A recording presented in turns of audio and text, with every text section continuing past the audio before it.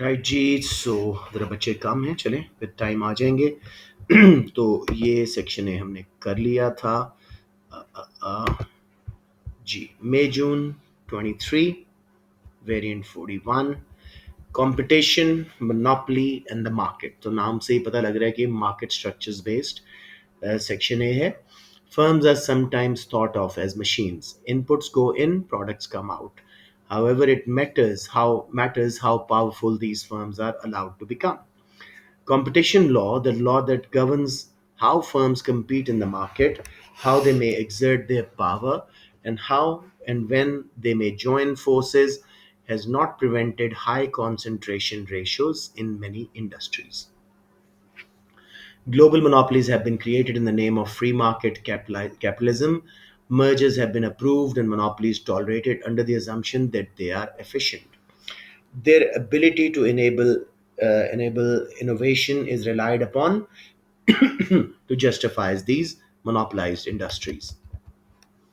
Competition law is being used to protect a narrow set of public interests based on the idea of consumer welfare. The test applied by the law is whether any change will result in lower prices for consumers and thus is beneficial. This is regardless of how monopolized the resulting market's structure becomes. The logic that focuses on consumer prices is flawed. This can be seen in the impacts of firms on the environment. Prices do not capture the negative externalities of production for which neither the producer nor the consumer pays. Low consumer prices are not an adequate indicator for consumer welfare. The low price, low wage spiral keeps pushing for cheaper goods and services to increase the profitability of the firm. The result is that workers are paid less. Low prices cause unequal bargaining positions between powerful employers and workers, and between powerful buyers and small independent suppliers. Regulation has a role to play in protecting consumers from the worst abuses of market power by firms. There needs, however, to be new competition law that promotes the free market rather than the desires of the monopoly firms. It needs to consider the balance of power between public sector and private enterprise. जी बच्चों, data का idea हो गया कि क्या mainly market structure और एक और topic का भी बीच में कुछ जिक्र आया है। Negative externalities, yes, economic efficiency and market failure, perfect. तो ये आपका डेटा था। अब हम क्वेश्चन पे जाएंगे। The article refers to concentration ratio. जैसे मैंने कहा था, ये बड़ा कॉमनली आस्क्ड है।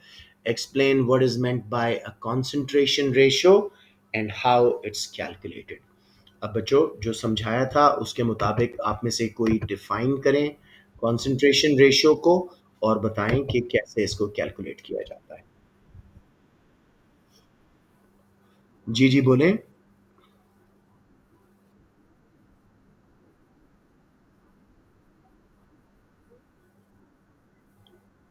हम्म।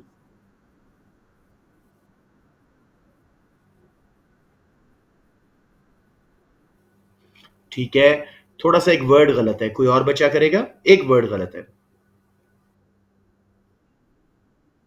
मार्केट शेयर, यस, बोले बोले ईमान, शाबाश।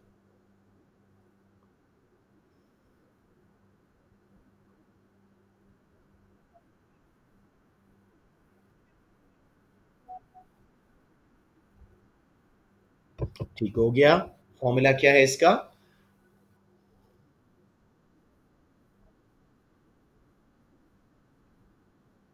Yes, sales of a specified number of firms over total market sales into 100।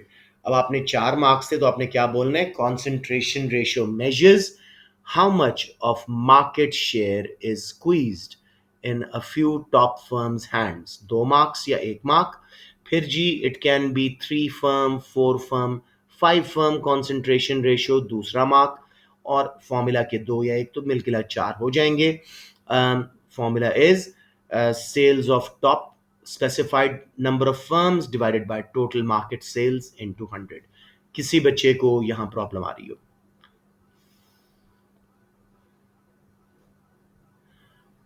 Explain with an example whether the article is correct in saying that neither the producer nor the consumer pays for negative externalities।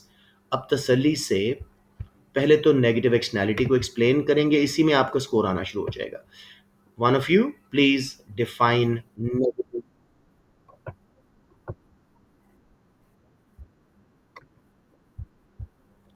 or consumption. Very good. Negative externalities refer to harmful spillover third party effects which occur as a result of production and consumption. अब मुझे बताएं जी, कोई example दें negative externalities का। Pollution, congestion, noise, you know, value of lands decreasing, anything like that, ठीक है, perfect. अब जी, क्या आर्टिकल ये बात सही कह रहा है कि ना प्रोड्यूसर देता है और ना ही कंज्यूमर नेगेटिव एक्सटर्नैलिटीज पे करता है?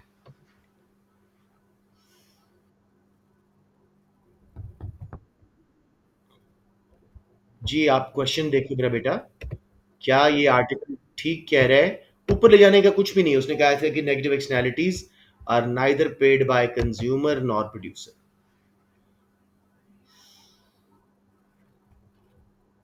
क्या ये बात सही है? आगे बोले, थोड़ा सा बढ़ाएं, बताएं बात को।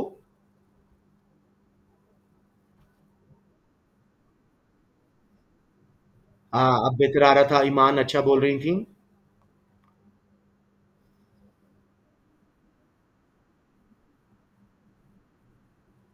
जो भी करें, प्रोडक्शन की कर लें, कंजम्पशन की कर लें, कोई मसला नहीं है। जी ईमान, आप बात कर रहे थे किसके?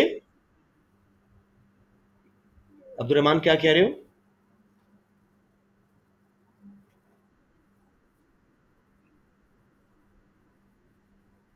जी जी, दे सकते हैं, बिल्कुल बिल्कुल दे सकते हैं। जी सॉरी ईमान, अब बताओ।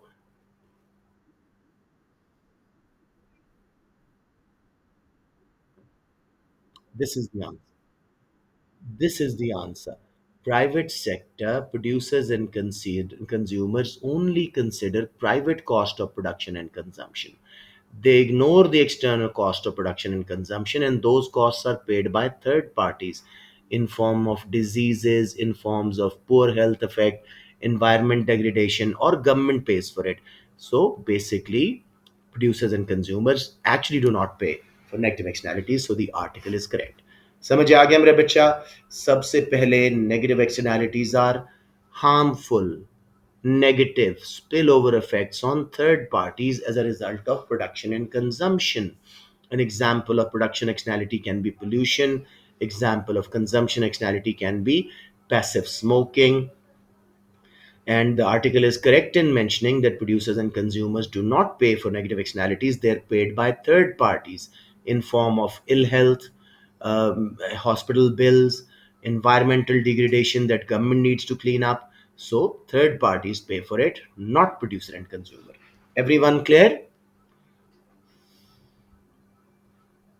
जी, अपार्ट फ्रॉम नेगेटिव एक्सटर्नैलिटीज, अब नेगेटिव एक्सटर्नैलिटीज हमने यूज नहीं करनी। Describe two reasons why the article says increase concentration of power in an industry may not improve consumer welfare. तो अब आर्टिकल आपके सामने है, नीचे वाले हिस्से में ही कहीं है, तसल्ली से देखें।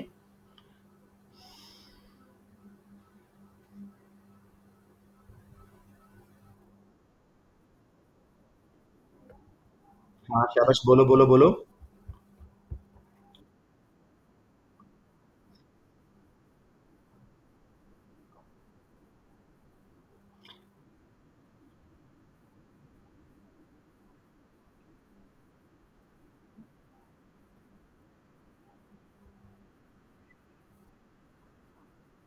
Anas, थोड़ा सा warning, you're exactly copy pasting it. You might get a couple of marks, लेकिन थोड़ा सा इसको एक्सप्लेन करें। चले, इजी वर्ड्स भी होता है। Economics knowledge, as mentioned in the article, because low consumer price result in lower wages, this will reduce the overall living standards of workers as they cannot afford so many goods and services. इसी तरह, low prices bring inequality when it comes to bargaining. Powerful employers and workers, you know, uh, workers are very weak, individual workers और even trade unions against powerful employers. और इसी तरह industry के अंदर जो buyer sellers हैं उसके अंदर भी इनक्वालिटी आ जाती है। तो there are two reasons here. एक, lower wages, which is reducing living standards of workers. They cannot afford as many goods and services. दूसरे नंबर पे बार्गेनिंग पोजीशन में इनक्वालिटी आ रही है। एम्प्लॉयर्स पावरफुल होते जा रहे हैं और वर्कर्स वीक होते जा रहे हैं। इसी तरह with in the industry raw material खरीदने वाले या सप्लायर्स, जो छोटे छोटे सप्लायर्स होते हैं और रॉ मटेरियल खरीदने वाली बड़ी बड़ी कंपनीज हैं, तो again unequal bargaining power. Everyone clear? किसी को मुश्किल लगा था ये क्वेश्चन?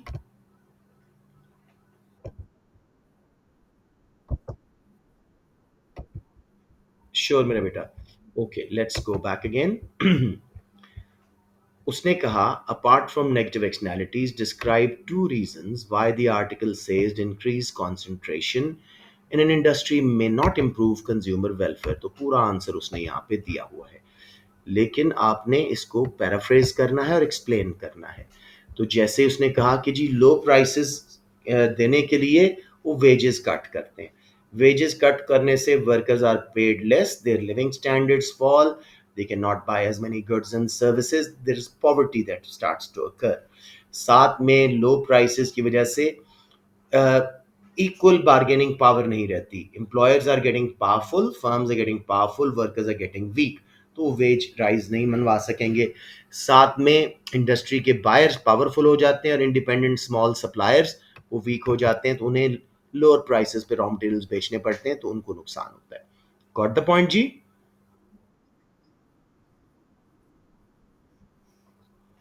यार, नेस्ले जैसी कंपनी इतने ज़्यादा इंडिविजुअल मिल्क सप्लायर से दूध खरीदता है पाकिस्तान में, वो छोटे छोटे फार्म्स उससे बहस नहीं कर सकते कि हमें ज़्यादा प्राइस दो। समझ रहे हैं? इसी तरह बहुत सारे वर्कर्स वो हायर करेगा, एक किस्म की मोनोपोली बन जाएगा डेयरी मार्केट में, तो वर्कर्स भी हायर वेजेस के लिए ज़्यादा डिमांड नहीं कर पाएंगे।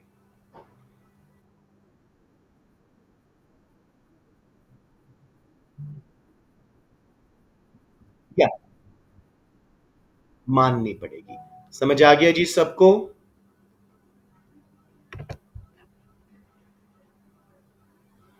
एनी कंफ्यूजन बच्चों? Okay. The article says that monopolies are tolerated because they are efficient. ये हमने गेस्ट पेपर में भी किया था। Assess with the help of a diagram whether economic theory supports the idea that monopolies are efficient। आप पूरा article पढ़ लो, इसके अंदर आपको कुछ नहीं मिलेगा, ये एक जनरल क्वेश्चन है। सबसे पहले तो बेहतर है कि हम मोनोपोली के कुछ फीचर्स बता दें। So what is a monopoly?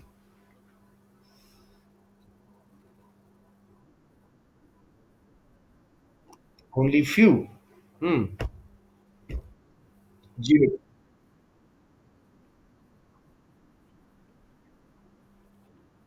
Yes, monopoly is when one mark firm market को डोमिनेट कर रही होती है, greater than 25% at least market share होता है। प्राइस मेकर्स होते हैं, यस, बैरियर्स टू एंट्री बनाते हैं। और अब हम बात करते हैं डायग्राम की। ये जो डायग्राम कल रात को मासल आप मुझे भेज रहे थे, ये एग्जैक्टली वही डायग्राम है। तो लेट्स जस्ट डू इट। जी बेटे। जी, ग्रेटर देन 25। मोनोपोली की डेफिनेशन ये है, यस। ओके मेरे बेटे, तो हमने फीचर्स बता दिए दो तीन मोनोपोली के। Just to add some quality, don't expect many marks, एक आधा शायद मिल जाए। अब जी 3 मार्क्स के बड़े क्वेश्चन में, 8 मार्क वाले में डायग्राम के होते हैं। तो अब हमने डायग्राम बनाना है, और ये डायग्राम मैं बहुत दफ़ा ड्रॉ कर चुका हूँ, इसको फाइनली अब अपने माइंड में रख लो। Price, revenue, cost, quantity, demand curve लगाएं जी, उसको ए आर लिखें, फिर एम आर को उससे पहले नीचे गिरा दें, नॉर्मल प्रॉफिट वाला बना दें या अब नॉर्मल प्रॉफिट वाला, ये आपकी मर्जी है। मैं नॉर्मल प्रॉफिट बनाता हूँ ताकि ज़रा कम लाइंस हों। और आखिर में आपने एम सी उसके लोएस्ट पॉइंट से गुजारा। ये एम सी एम आर का इक्विलिब्रियम लेती है मोनोपोली, ये क्वांटिटी प्रोड्यूस करती है, और प्राइस हमेशा सेट होती है डिमांड कर्व के मुताबिक। Price monopoly. अब ज़रा नोट करें, ए पॉइंट पे कॉस्ट है हमारी average cost, lowest cost point जहाँ एम सी ए सी के बराबर है ऑप्टिमम, वो आगे है। तो because M C is not equal to average cost, productive efficiency is not there. फिर जी इस आउटपुट पे M C is only Q M to E M, जबकि price is O to P M. तो M C is also not equal to price या average revenue, तो basically allocative efficiency भी नहीं है। अगर ये परफेक्ट मार्केट होती, एमसी सप्लाई कर्व होता, सप्लाई एंड डिमांड का इक्विलिब्रियम कंपटीशन यहां बनता, प्राइस कम होती, output sorry sorry sorry output ज्यादा होती, क्यूसी, और ये जो आउटपुट कम बनी है उसकी वजह से X Y dead weight loss हो रहा है। तो ये चीज आपने एक्सप्लेन कर दी, समझ आ गया, 3 मार्क्स। और जी जी जी, अब्दुलरहमान बहुत दफा किया है, कहाँ मसला आ रहा है?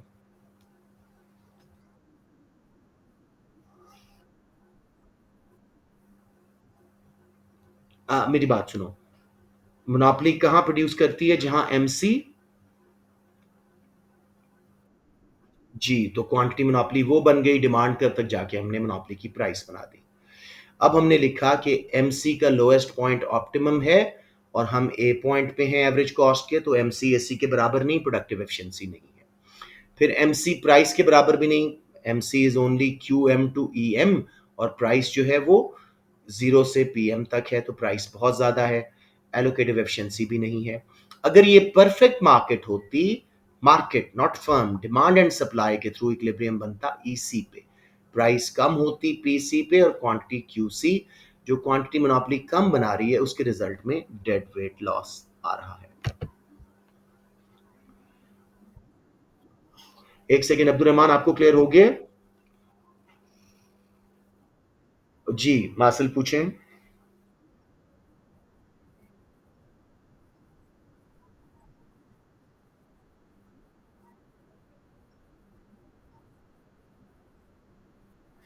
थोड़ी सी ऊपर होगी उससे, आपको प्राइस डिमांड के मुताबिक ही मिलेगी, याद रखना। हाँ बहुत थोड़ा सा डिफरेंस होगा, यस। ठीक है जी, क्लियर।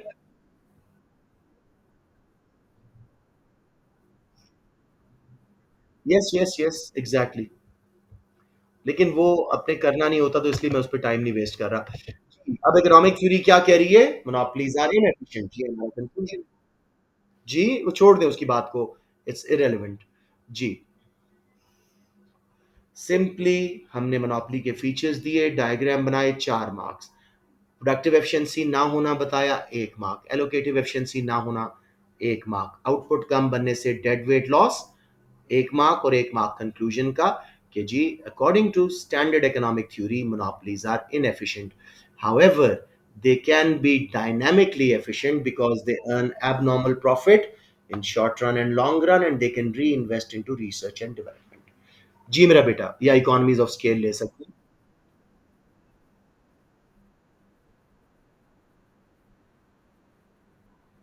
नहीं, वो कहता है कि क्या करती है कि नहीं, हमने साफ साफ कह के नहीं करती।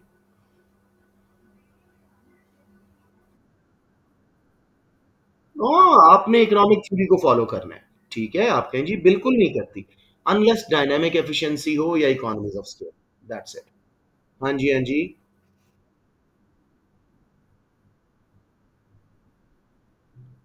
बेसिकली यही क्वेश्चन है, यस। तो बेसिकली इनएफिशिएंट है productively, allocatively, dead weight loss wise, prices ज्यादा चार्ज करती है, क्वांटिटी कम बेचती है। कहाँ पे एफिशिएंट है? जब डायनामिक एफिशिएंसी है, क्योंकि उसके पास एबनॉर्मल प्रॉफिट है रिसर्च एंड डेवलपमेंट। इनएफिशिएंट है, इनएफिशिएंट है, आपको डायग्राम में नजर आ रहा है। एमसीएसी को ऑप्टिमम पे कट कर रहा है, जबकि हमारी कॉस्ट ए पे है, हमारी इस आउटपुट पे रहना है बस आपने। ठीक है ना? Allocative efficiency MC AR, MC price. जी मेरा बेटा।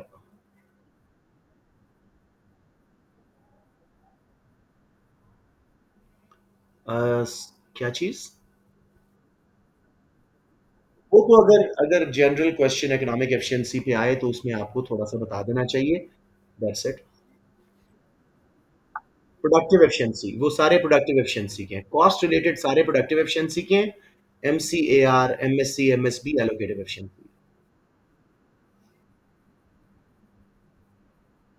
मैं दोबारा करवाता हूँ, ग्राफ पूरा बनाता हूँ। जी, जी, जी।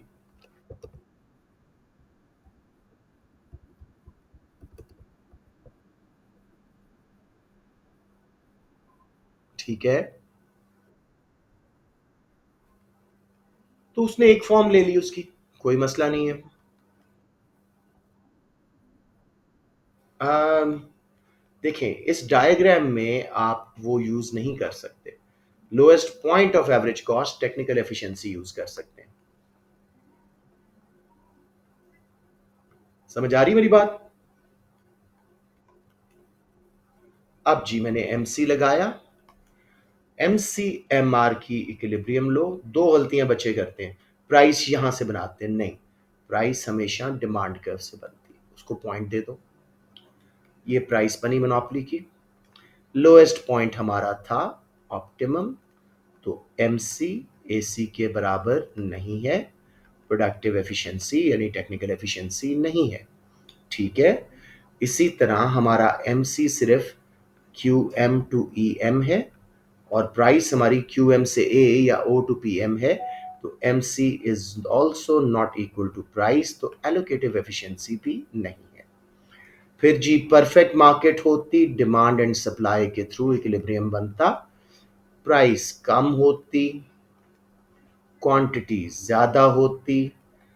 ये जो क्वांटिटी कम बना रही है मोनोपोली, उसके रिजल्ट में dead weight loss X plus Y, जिसकी वजह से हम एफिशिएंट नहीं हैं। जी मेरा बेटा। जी। अब बेशक हम नॉर्मल प्रॉफिट का बनाएं, मुझे कोई प्रॉब्लम नहीं। बस उसमें फिर बहुत सारी लाइंस हो जाती हैं, बच्चा कंफ्यूज हो जाता है। या जी बताएं, कोई मसला यहाँ पे? अभी दो बार तो बनाया है। हाँ, हाँ, हाँ।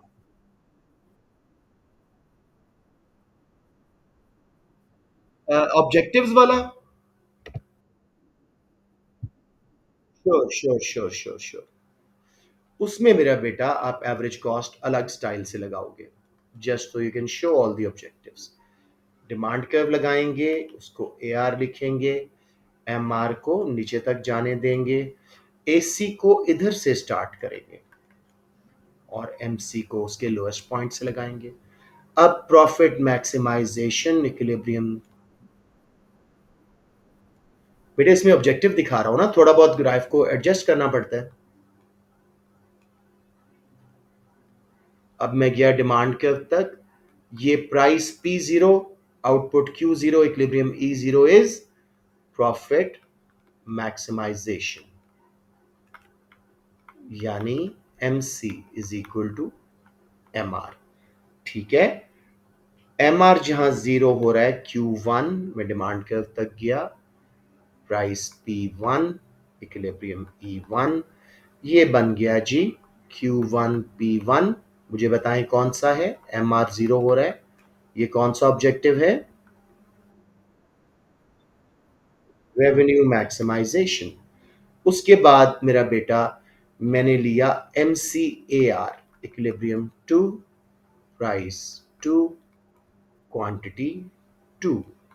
ये क्या है जी? P two Q to.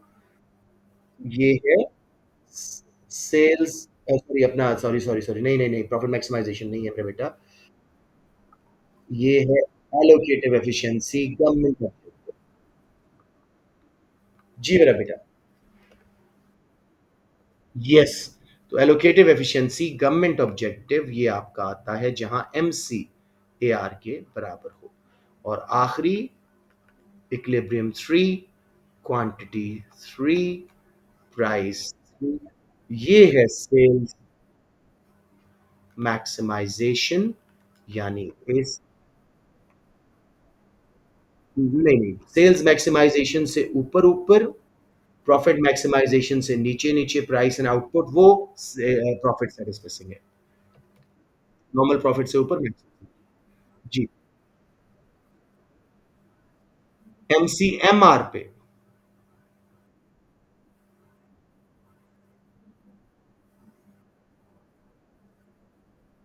वो रेवेन्यू मैक्सिमाइजेशन है, बिल्कुल। सबको क्लियर है? जी जी जी जी। Price is equal to MC is allocative efficiency या government objective? A R is also price मेरा बेटा, डिमांड कर्व से ही प्राइस बनती है। यहां पे जहां एम सी ए सी को कट कर रहा है, ये वाला पॉइंट। जी, एनी वन जी, any other questions? Okay, let's move on to the last. जी जी जी।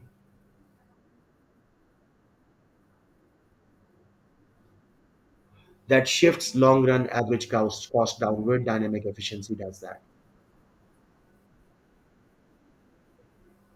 Any point on that lowest cost curve, long run का हर point least cost होता है, short run का lowest point least cost होता है जहां MC कट कर रहा होता है इसी पे।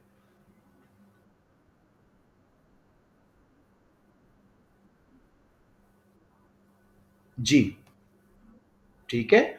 चले जी, ये हो गया। अब ये आखिरी डेटा, इसको जल्दी से करते हैं ताकि हम कंज्यूमर बिहेवियर स्टार्ट कर सकें कम से कम इसी क्लास में। The decline of Africa's economy. South Africa is the most industrialized country in the continent of Africa, but it is also an economy with much economic inequality. Recent governments in South Africa have aimed to reduce economic inequalities by redistributing incomes and increasing both job and investment opportunities for all sectors of society. Unfortunately, the reforms have been undermined through poor organization and management. State railways, port facilities, airways, and electricity production have been affected. Government statistics for the first quarter of 2020 show that South Africa's economy contracted by 3.2%, the biggest quarterly decline of actual economic growth in a decade. See figure 1.1. GDP per capita was US dollar 6130 billion in December 2019, 5.8% lower than in December 2018. ठीक हो गया जी। ये उसने आपको 2008 से लेके 2019 तक का डेटा दिया। Percentage change in GDP per year. South Africa's annual growth rate. This economic decline is reflected in the electricity supply industry, which is a state owned monopoly. It is struggling to survive mainly due to mismanagement. For several months, it rationed electricity consumption and introduced regular power cuts for households and industries. Load shedding करनी पड़ी उनको। The rationing policy led to decreases in production and increases in unemployment. The company's it added significantly to South Africa's current national debt to GDP ratio of 56% and are seen as the biggest threat to the economy. Right, G? Further evidence of economic difficulties can be found in the mining industry, a significant part of South Africa's economy. A controversial reform was introduced to give more equality of ownership. Already facing rising costs and growing bureaucracy, many mining firms, including multinational companies, stopped investing altogether, which reduced potential economic growth. The mining industry declined, thousands of jobs were lost, despite South Africa having significant deposits of platinum, gold, and iron ore. मुझे बताएं जी, कहाँ से आया है ये paper, किन topic से? Economic growth, actual potential, बिल्कुल ठीक है, और बताएं।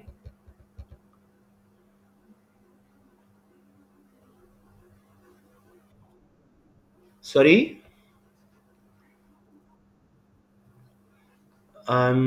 ओके, और बताएं जी। जी,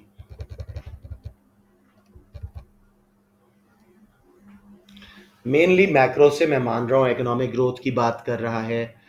एक और चीज जो माइक्रो मैक्रो दोनों में है, inequality, inequality, yes, perfect. So we can expect something on inequality here.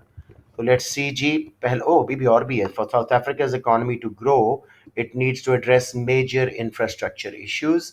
Also, in disadvantaged communities, the education system is weak.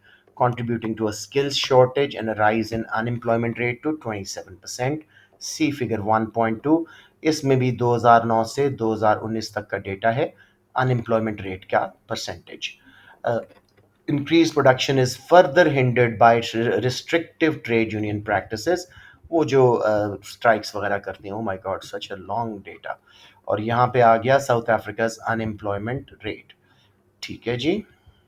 और नीचे आ गया south Africa foreign direct investment, multinationals और फॉरेन पैसे जो इन्वेस्ट हो रहे होते हैं.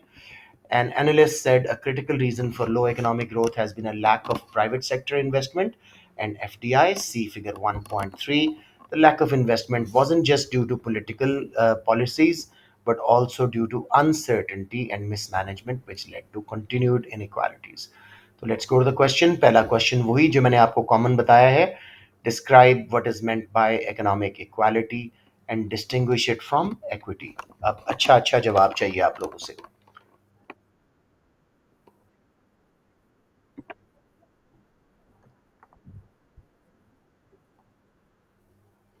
Across all sectors. बिल्कुल ठीक है. Economic equality is a positive economics concept which refers to exact same treatment, same income and wealth distribution across all sectors of economy. उसके बाद जी, it affects employment opportunities, gender equality, etc. Equity क्या है जी? Somebody else now, not Marcel. Somebody else. What is? Hmm.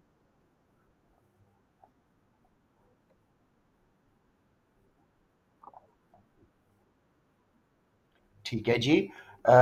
Equity, on the other hand, is a normative economics concept, has to do with fairness and justice.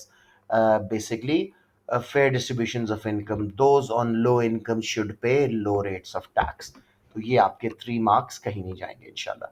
Everybody clear या एक बार repeat कर दूं? जमीन आसमान का फर्क है बेटे. Equality means exact same income wealth distribution जो पॉसिबल ही नहीं है. Equity is possible and desirable. Income gaps का कम होना, opportunities fairly given. Yes. Let's move on.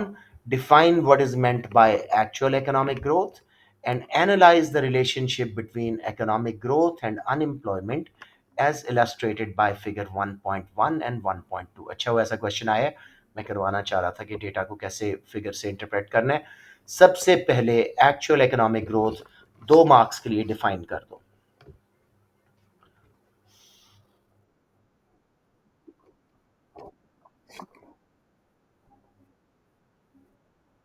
शाबाश. Actual economic growth is rise in real GDP over time. अच्छे बच्चे इसका formula भी लिख दीजिएगा. क्या फॉर्मूला है? Real GDP two. नहीं, real GDP two minus real GDP one divided by real GDP one into 100. वही परसेंटेज चेंज है बेटे. ठीक है. Current GDP minus old GDP over old GDP into 100. Real GDP two यानी current minus real GDP one यानी previous year का over real GDP one यानी previous year का इंटू 100. जी बच्चों. जी जी, जो हम इकोनॉमिक ग्रोथ की डेफिनेशन करते हैं वो एक्चुअल की होती है.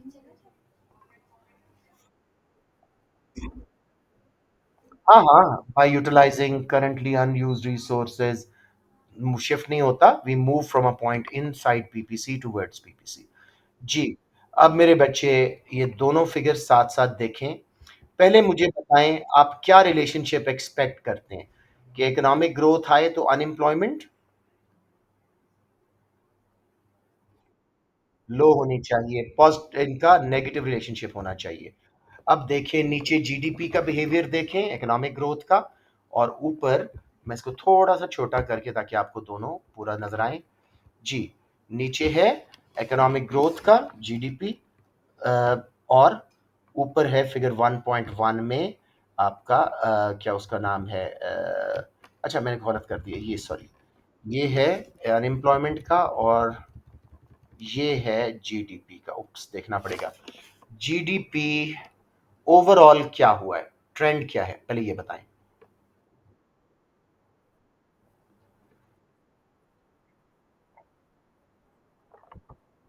क्या कर दूं? यहां से ये ये ये ये जी।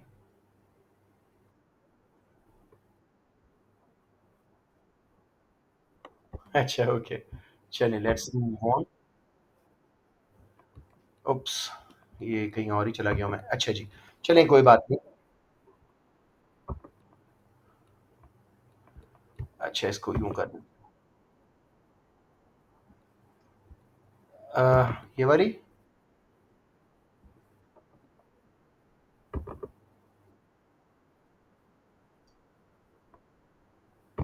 डन, ठीक है। अब मेरे बच्चों तसल्ली से देखो, थोड़ा सा अलग अलग पेजेस हैं तो अलग अलग देखना पड़ेगा। जीडीपी कैसे बिहेव कर रहा है, मुझे बताएं, जीडीपी कैसे बिहेव कर रहा है, economic growth.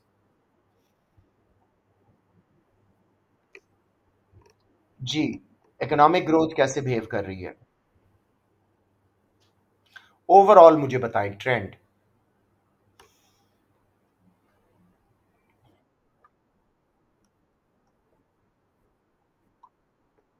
No no no no no no, that's not trend. Trend क्या है, हैज इट फॉलन और has it risen? Overall economic growth fell, ठीक है। अभी हौसला करें, हाँ ठीक है, तसल्ली से पहला मार्क लें। ओवरऑल इकोनॉमिक ग्रोथ फेल, ठीक है, बिटवीन 8 and 18। अब अनएम्प्लॉयमेंट देखें, overall unemployment, so this is according to expected relationship, there is a negative relationship.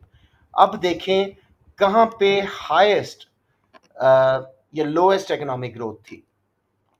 Highest कब? हाईएस्ट 11 में थी।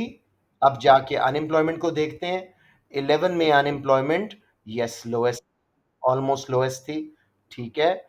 और फिर जब इकोनॉमिक ग्रोथ लोएस्ट थी 19 में, unemployment was also nearly highest. कुछ फॉलो कर रहे हैं?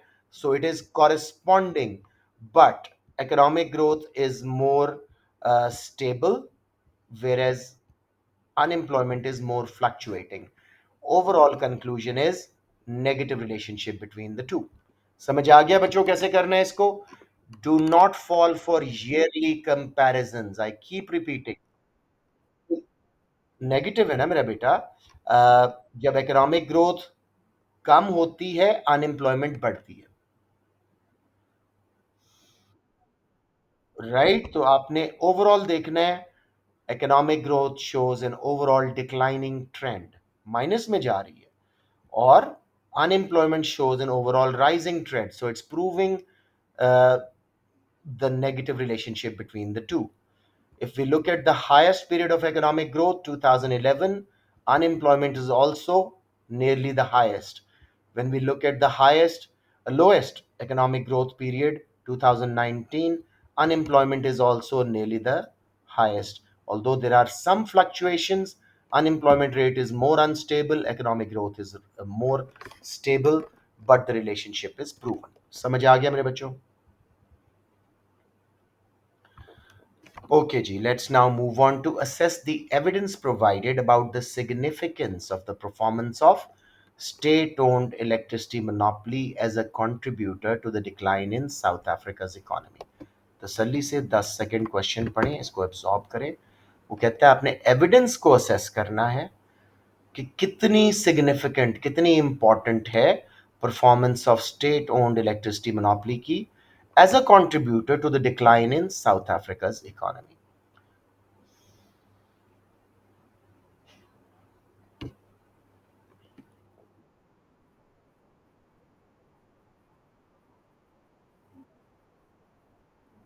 ऑब्वियसली, लेकिन अब तसल्ली से एविडेंस को ढूंढें। जी, क्या लिखा हुआ है स्टेट ओन्ड मोनोपोली के बारे में? यहाँ पे कुछ है।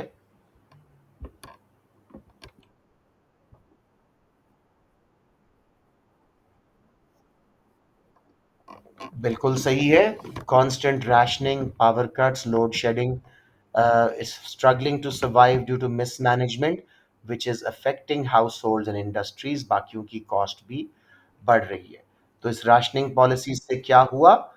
Decreases in production, increase in unemployment, और कंपनी का जो लोन है उसने साउथ अफ्रीका के नेशनल जीडीपी का 56% ऐड किए as the biggest threat to the economy. ये अब जी और कहां मसले हैं इसके अलावा?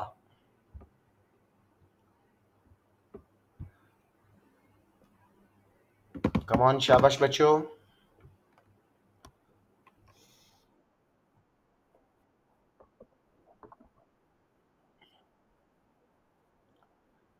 फॉरेन इन्वेस्टमेंट भी नहीं आ रही, बहुत अच्छे। माइनिंग इंडस्ट्री भी स्ट्रगल कर रही है, मैनी माइनिंग फर्म्स छोड़ गई हैं और फॉरेन इन्वेस्टमेंट आ नहीं रही।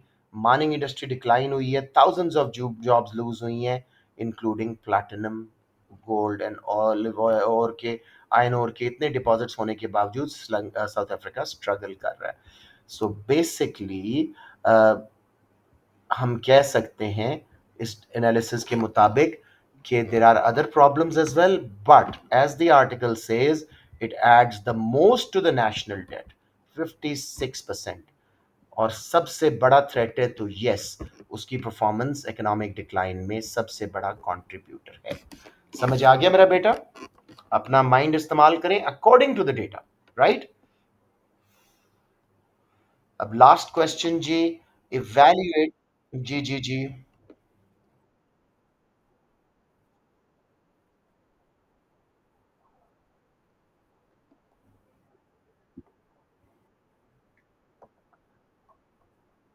देखो उसने खुद कहा सिग्निफिकेंस कितनी इंपॉर्टेंट है स्ट्रेट ओन मोनोपोली की परफॉर्मेंस एज अ कंट्रीब्यूटर। तो अदर कंट्रीब्यूटर्स भी है ना, यही हमने ढूंढना था। जाहिरी बात है। या evaluate whether attracting investment and managing uncertainty are the most effective way to improve the prospects for South Africa's economy। तसल्ली से देखें, हमने पहले प्रॉब्लम ढूंढनी है, फिर देखना है कि क्या ये इससे बेहतरीन तरीका यही है या और कोई तरीका है।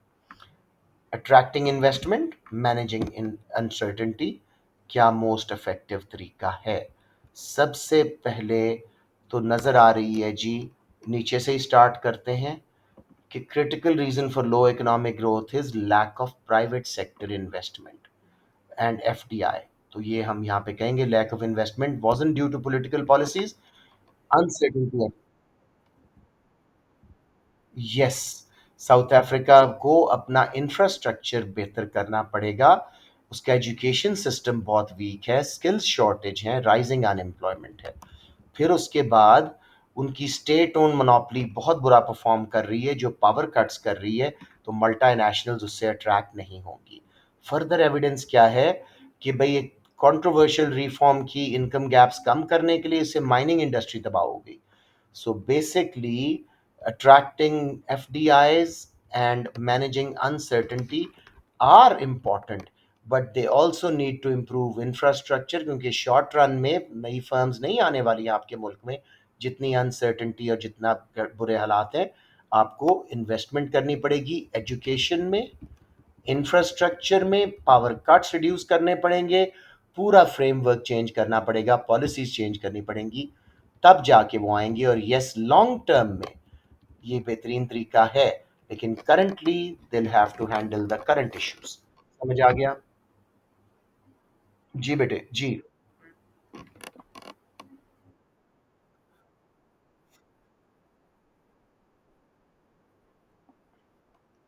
आप करें, जहां जहां डेटा मिलता है डिक्लाइन के रीजंस वो लें, और फिर बताएं कि अट्रैक्टिंग इन्वेस्टमेंट के लिए क्या बेसिक फ्रेमवर्क चाहिए। जो उसने बताया इंफ्रास्ट्रक्चर और एजुकेशन, तो शॉर्ट रन में इंप्रूवमेंट नहीं आने वाली इनसे, लॉन्ग रन में definitely there very good supply side policies. ठीक हो गया? All right, ji. These were the past papers section A's that I wanted to do. अब मैं 15 मिनट हैं, we can start with consumer behavior, और जितना एक हो गया हम उसको हैंडल करेंगे। कम से कम कार्डिनल अप्रोच तो हो जाएगी। ठीक है, अभी मैं एक क्वेश्चन यहाँ क्रिएट करता हूँ, जिसका रिसेंट अभी आया भी है 24 में। Something similar, discuss using marginal utility theory, how consumers allocate their expenditure and how demand curve is derived. अब अगर यहां ये मार्जिनल यूटिलिटी थ्योरी का वर्ड ना लिखता, हम इसको ऑर्डिनल अप्रोच से करते। अभी हमें इसको कार्डिनल अप्रोच से करना है। तो I am giving you pointers, इसके बहाने आपको सारा ये याद आ जाएगा टॉपिक। सबसे पहले utility theory of consumer behaviour has कौन सी अप्रोच? Cardinal approach. उसके बाद जी इसमें टू लॉज हैं। कौन कौन से? लॉ ऑफ, बोले बच्चों, किसी को पहला पेज याद नहीं है? Law of diminishing marginality plus law of equal या इक्वी मार्जिनलिटी। और असल क्वेश्चन इक्वी पे होता है, डिमिनिशिंग को बस टच करके जाना होता है। सबसे पहले आपने की टर्म्स डिफाइन करनी। यस, इसलिए वो अनइम्पॉर्टेंट है। Utility, total utility, marginal utility, definitions, formulas. Utility is the satisfaction derived from consuming a good or service. Total utility is total satisfaction gained from consuming a number of goods and services. और इसका formula क्या है जी? mu1 plus mu2 plus all the way up to mu of nth unit या nth good. और marginal utility क्या है जी? Additional satisfaction gained from consuming one extra unit of a good or service, और इसका formula है total utility of n units minus total utility of n minus 1 units। मतलब दो apples खाए थे, हमारी टोटल यूटिलिटी 18 थी। पहले एप्पल तक 8-10 थी, तो 18 माइनस 10 8 एडिशनल यूटिलिटी आई। समझ आ गया मेरे बच्चों? सबसे पहले आपने हमेशा की टर्म्स और उसके बाद अजम्पशंस ऑफ बोथ लॉज क्या हैं जी? Consumer is capable of measuring utility in whole यानी कार्डिनल नंबर्स। थोड़ा सा मुझे अफसोस हो रहा है, आप लोग क्यों नहीं बोल रहे? नेक्स्ट जी, बोलें बोलें, और क्या assumptions थी? पहले पेज पे ये सारा कुछ। ओके, एंड पे आता है is capable of comparing and adding utility from different mu of money is। अब देखो याद आ रहा है बिकॉज मैंने बोला है, आप लोगों की रिवीजन नजर नहीं आई यहाँ पे, मुझे प्लीज फिक्स करें इसको। और लास्टली जी रैशनल कंज्यूमर, इसके ऊपर 3-4 लाइंस लिखें। He is perfectly aware of his income, prices, quality of goods, substitutes, and always prefers more over less, wants to maximize, you know, utility। perfect research है। तो फिर law of diminishing को हम start करेंगे, brief सा बताएंगे। What is it जी? With continuous consumption, the mu gained from every next unit is less than the previous one. But for the law to hold true, we need certain assumptions to be in mind, which are income, fashion, taste, weather does not change, advertisement का impact ना हो, reasonable units of consumption, glasses हो, spoons ना हो, breaks ना हो। तो brief सा इसकी definition plus assumptions। बच्चों खामोशी मुझे पसंद नहीं आ रही, नहीं आ रहा ये? बोलें, बताएं मुझे किस किस की रिवीजन यहाँ पे नहीं है।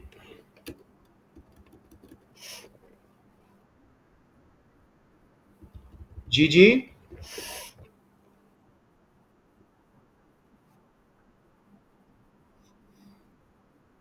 हाँ जी, कम आए लेकिन आना तो चाहिए ना आप लोगों को।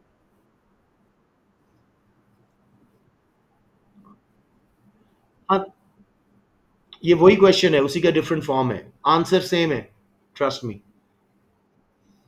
है ही सारा मार्जिनलिटी की बेस पे। डिफाइन अजम्पशंस, कंज्यूमर इक्विलिब्रियम क्या है जी? अगर M U is greater than price, consumption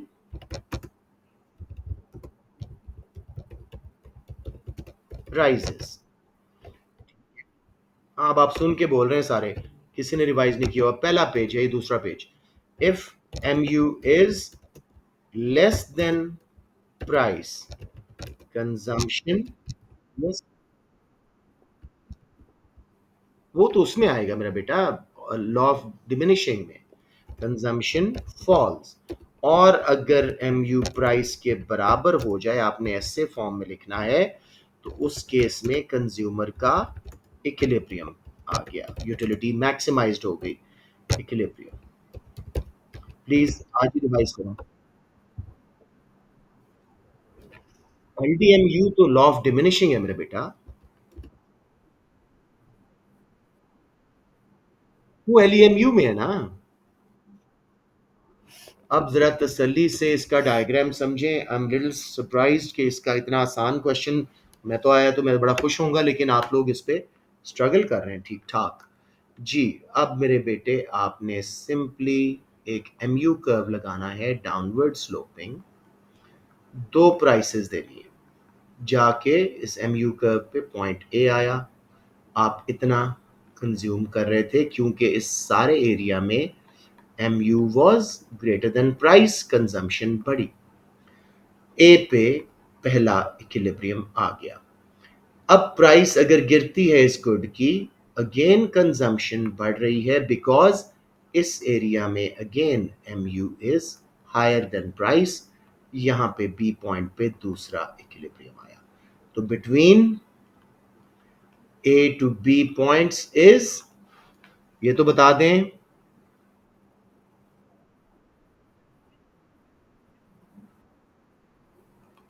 individual demand curve, dead wait loss कहां से आए?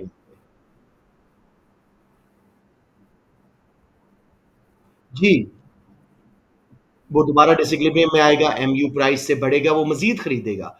दोबारा बी पे एमयू प्राइस के बराबर आया, दोबारा इक्विलिब्रियम आया, तो ए और बी पॉइंट क्या शो कर रहे हैं? Demand curve. सो थ्योरी बेसिकली समझा रही है कि कंज्यूमर शॉपिंग करते वक्त एमयू देखते हैं, टोटल यूटिलिटी नहीं देखते, एमयू को प्राइस से कंपेयर करते हैं, इसलिए डिमांड कर्व नीचे स्लोप होता है। समझ आ गया मेरे बच्चों?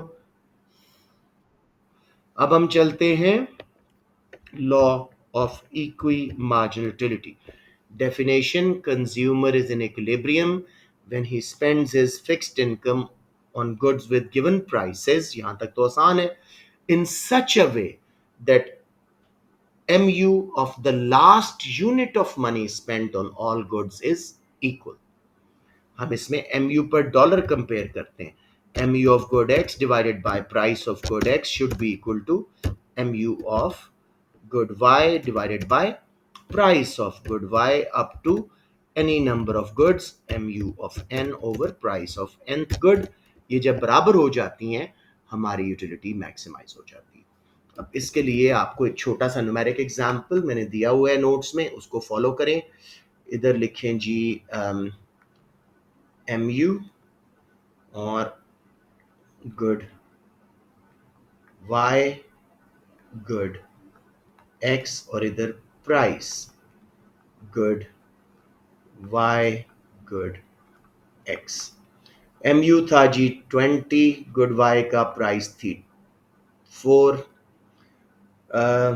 और गुड एक्स का MU था 30 और प्राइस थी 10। आंसर आया जी 5 पर डॉलर इसका, 3 पर डॉलर एक्स का। तो हम वाई को ज्यादा खरीदेंगे। हाँ, हाँ, तो हम गुड वाई को ज़्यादा खरीदेंगे, एक्स को कम। गुड वाई को ज़्यादा खरीदने से उसकी एमयू गिरेगी लॉ ऑफ डिमिनिशिंग के मुताबिक, एक्स की बढ़ेगी। हम एक्सपेंडिचर स्विच करते रहेंगे हत्ता के दोनों से हमें लेट्स से 44 MU पर डॉलर आए। पर डॉलर यहाँ पे यूज करना है, MU ऑफ गुड नहीं बोलना वरना मार्क्स नहीं। ऐसे ही करना है। जी जी, अब मैं यहाँ पे गुड एक्स को अपनी गुड ले रहा हूँ और MU कर्व लगाया मैंने गुड एक्स का। अब प्राइस पहले P0 थी, हम अज्यूम करते हैं कि ए पॉइंट पे दोनों गुड्स से हमें सेम MU पर डॉलर मिल रही है। Price of x0 divided by MU of x0 बराबर है और MU of y0 divided by price of y0 भी बराबर है। अब अगर x सस्ती होती है इसका MU पर डॉलर बढ़ेगा, हम x को ज्यादा खरीदेंगे, उसके ज्यादा खरीदने से MU ऑफ x गिरेगा और y का MU बढ़ेगा, 1 करेंगे, जबकि उसकी प्राइस में कोई फर्क नहीं था। Again between point A to B is what? Individual demand curve. अब आपने बताना है, ड्रॉ करना है या एक्सप्लेन कर देना है कि horizontal sum of individual demand curves gives us market demand curve. और एंड पे आपने लिमिटेशंस बता देनी है कि जी यूटिलिटी को कैलकुलेट करना नामुमकिन है। एग्जैक्टली कंज्यूमर रैशनल नहीं होते, रिसर्च कंप्लीट नहीं होती, एडवर्टीजमेंट से इन्फ्लुएंस हो जाते हैं, इम्पल्स बाइंग से इन्फ्लुएंस हो जाते हैं। LDMU सिर्फ एक गुड का मॉडल है, LEMU यूज़ करना पड़ता है। फिर जी इन रियलिटी कंज्यूमर्स जो हैं हमारे, वो इतनी अच्छी रिसर्च नहीं करते जितना ये रैशनल कंज्यूमर करता है। Theory is weak but can be applied to real life situations, but can not fully explain it. जी मेरा बेटा, इसमें दो गुड्स नहीं है ना, इसमें दो गुड्स नहीं है, वो ऑर्डिनल में।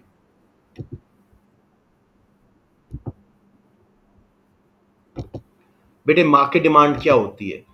अगर लेट से आप और मैं दो कस्टमर्स हैं, हमारी दोनों की डिमांड जमा कर दो, मार्केट डिमांड कर्व बन जाएगा।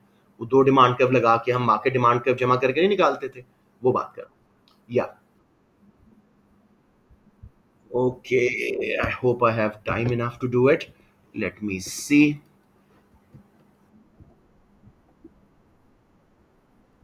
LDMU का तो सिर्फ MU जब तक प्राइस से ज्यादा है वो ज्यादा खरीद रहा है, MU प्राइस से कम है तो वो कम खरीद रहा है, बराबर हो जाए तो इक्विलिब्रियम है। ये मेरे बेटे, वो LEMU है, वो LEMU है, हाँ। ये डिमांड मिस्टर ए की थी, ये डिमांड मिस्टर बी की थी। $5 प्राइस थी। ए जो है वो 10 यूनिट खरीद रहा था और बी 20 खरीद रहा था। टोटल मार्केट डिमांड 30 हो गई। हमने जमा करके पहला पॉइंट निकाला एक्स्ट्रापोलेट करके। $4, क्योंकि डिमांड के लिए दो प्राइसेस चाहिए। इस पे 15 ये खरीद रहा था, 25 ये खरीद रहा था। अब 15 और 25 40, मार्केट डिमांड कर्व का अगला पॉइंट ये निकला। ये मार्केट डिमांड कर्व डिराइव हो गया। जरूर ड्रॉ करें, yes. All right, G, I'm closing the class because time is over.